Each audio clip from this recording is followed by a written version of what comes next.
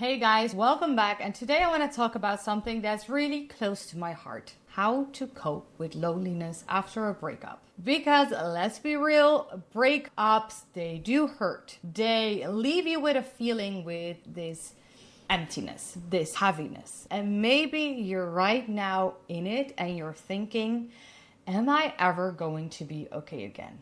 For those of you who watched previous videos, you know that I've been there too. And what I've learned is this: you don't heal by avoiding the pain. You heal by going through it.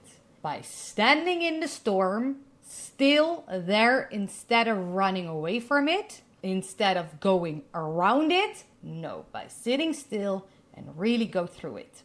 Okay, so here is what I learned. By going through the storm, by going through the discomfort, by standing still when you feel lost, by standing still when you want to fix everything, to do something, there's one thing I want to tell you, and that is to stop and to sit still. Don't do anything. Just be with yourself. It is uncomfortable, I know, but just cry if you need to cry. Cry in the shower, cry in your bed, listen to songs that break you open. My number one was Taylor Swift, The One. I always say, feel it, but don't become it. And when I look back, the steps are really simple actually, but I know they're not easy. It is just let go through it, and really face the storm. And that all starts with giving yourself the permission. You have to give yourself the permission to feel, to heal, and to let go. Because if you don't, you're subconsciously telling yourself, I am not worthy of healing, or I am not ready for a new chapter. But the moment you allow yourself to feel and to release, you open the door to your future.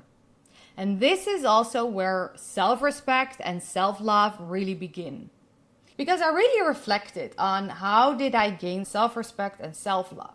What I realized is, as long as you don't make the choice to respect yourself and to love yourself, and you will know if you love and respect yourself by the actions you take in any given moment. So let's say someone treats you with disrespect. In that moment, that is where you train yourself in self-love and self-respect.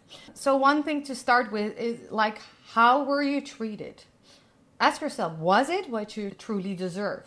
Often we accept less because of old wounds, because of our inner child. But once you become aware that you are worthy of more, and it doesn't mean that when you're aware that everything shifts, but again, by making the choices that feel really hard in that moment, that will lead to choosing yourself, which will lead to more self-respect. And that will change your reality. I promise. For me, finally choosing myself meant being really strict. I accepted a lot, but if you really cross a line, you really cross a line. And I just know that from myself, then I am so stubborn. I'm stubborn to even my own feelings that there is no way back. And I'm really happy that I had the same attitude in this moment. Because guys, of course I wanted to go back. Of course I wanted to put that band-aid over my wound. It was so much easier. But sometimes it is okay to be stubborn, even with yourself. And that is what I mean. It is uncomfortable because you want to go back, but you choose the discomfort. Okay? So I think that's a beautiful example on what I really mean with going through the storm and not running around it, away from it. I deleted every conversation, every picture, because every time I went back, I was just reliving the pain. And I didn't want to give those memories more power. Because what happens from a neurological way, our neural pathways start to become stronger and stronger, because the more we look at these pictures, the more we feel sadness, the stronger these neural pathways become. And that is where you're just feeding your past over and over again. That is just where you're feeling miserable over and over again. And in that moment, you have a choice to make. And for me, it was being strict and delete all of it, because there is no point in digging up the past. But of course, I am not perfect either. I slipped a few times. I opened his social media, how he was doing. But I just realized this is really not good for me. I know better. And I stopped doing that. Okay, while going through the store, I remember walking through my neighborhood. I was feeling so low. I didn't feel like I wanted to walk. It was like there was no point in doing all of this. But I just kept walking because sometimes that is all we can do. Keep moving. And here is where the shift happened to me. I chose to refocus. I asked myself, what is it that really matters to me? And for me, it is speaking, it is sharing, it is creating, it's pouring all of my energy into something that gave me excitement, gave me life. Instead of giving all my energy to the pain, I still chose me in that given moment. I chose to refocus. Focus on something that matters to you. It doesn't matter if it is small or big, just focus on something that matters to you. Because if you keep feeding the noise, the endless scrolling, the get your ex back videos, the distractions, it will become your new belief and you will get stuck in the loop. And I can tell you one thing, your beliefs shape your reality. Healing happens when you choose to give your focus back to what really matters. And like I said, at some point I had to decide. I don't want to stay stuck in the past because I deserve so much more and I'm not going to give my past that much power over me, and especially not that person. My comeback will be so good for me, not for anyone else, but just for me. And for me, that meant praying. If you know me, you know that I'm a strong believer in God. And I started to pray. I asked God, please help me let go. And that means, guys, surrendering. Trusting that your prayers are heard.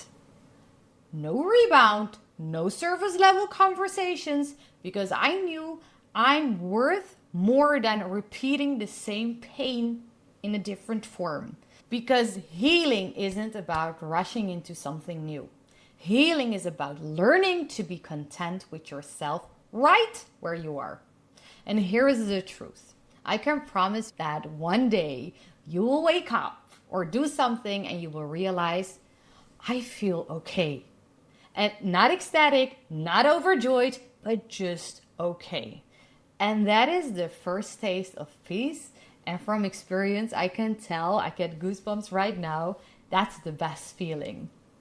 Being content, being okay where you are in life, even though it is not where you thought you will be, right? Okay, so one of my biggest turning points came after 6 months. I took myself out to dinner, just me, to a Mexican restaurant, 3 tacos. I was sitting there in the garden because it's in a beautiful garden, and I realized that I was treating myself better than that person ever had. That night, it was like a wake-up call for me, and I told myself, this is my bare minimum, and I will never, ever again, and you know that I keep my promises, accept less than this. And another turning point was when I was swimming alone. It was so powerful, this moment. For so long, I had felt lonely, rejected, abandoned, okay? And it was not only my heartbreak. I've had a period in my life where I completely lost myself. And it was really hard to be with me. The thoughts I had, I was really suffering. And I remembered a moment in 2020, I wrote Post-its and I was sticking it in my room.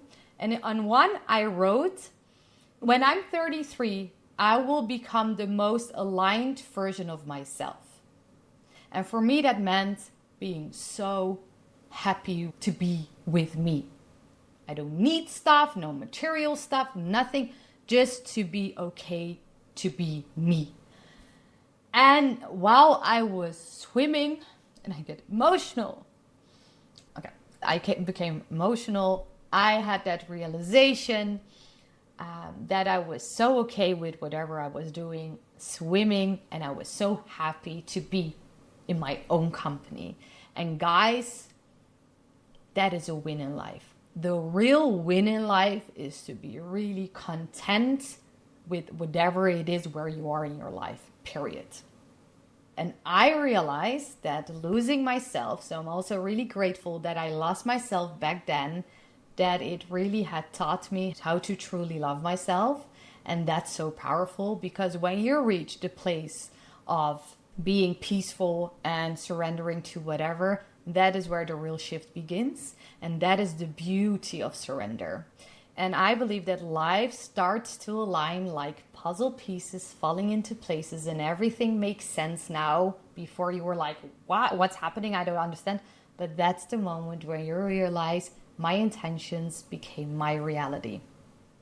If I can sum up one simple yet super profound formula of my life now, is like set the intention or pray, whatever resonates with you. Take action, do what matters most to you, and then surrender. Really let go and let God. It feels uncomfortable, the storm, also surrendering, but sit still and go through it. The more you think you've surrendered, this is what Gabby Bernstein always says, surrender more. And it's really true. So, how do you cope with loneliness after a breakup? You go through the storm. You give yourself the permission to feel, and you give yourself the permission to let go. You refocus on what matters. You set an intention, and then you surrender and trust the process. Because one day, like I told you in the video, one day I promise you will wake up and you will realize, I am okay. I am peaceful. Oh yeah, and now it comes to my mind, meditation. It is so important to meditate. If there is one thing that really changed my life, that is meditation. Just sit still with you in the discomfort, okay? So I feel that we've come to the end of this heartbreak era together. I want to say thank you for walking with me, because it was my healing the past 6 months. Every week I showed up for myself and refocused on what matters to me most. And you were there for me, with me.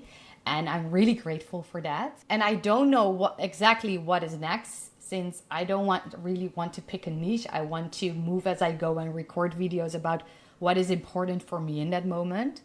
But if you have questions, leave them in the comments. I'd love to hear your story, and maybe I will record a video for you. Again, from my heart, thank you for supporting me. Thank you for helping me heal, because making these videos has been just as healing for me as I hope they are for you. Thank you for being here. Again, I have goosebumps everywhere. Thank you for watching my videos. Like if it resonates, share it with someone who needs to hear this. Like always, I just want to say thank you for watching, and I'll see you next time. Bye bye. End of a chapter.